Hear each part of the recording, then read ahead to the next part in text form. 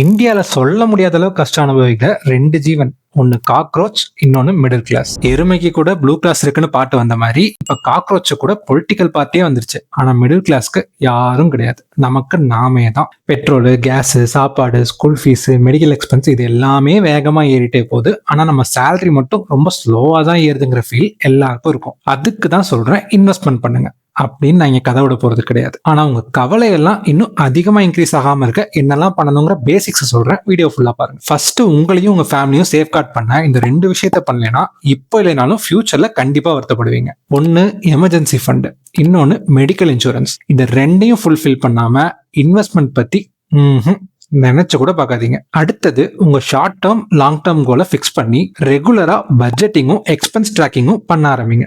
ரொம்பலாம் தேவையில்லை, சும்மா ஒரு நோட்ல கூட எழுத ஸ்டார்ட் பண்ணுங்க. அந்த பட்ஜெட்ல ஃபியூச்சருக்கு நீங்க சேவ் பண்ற அமௌண்ட்டை நிச்சயமா இன்வெஸ்ட் பண்ணுங்க.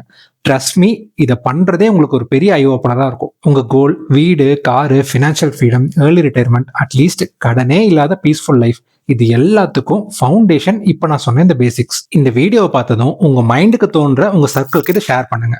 முக்கியமா இதை நீங்களும் ஃபாலோ பண்ணுங்க, என்ன ஃபாலோ பண்ணிட்டு.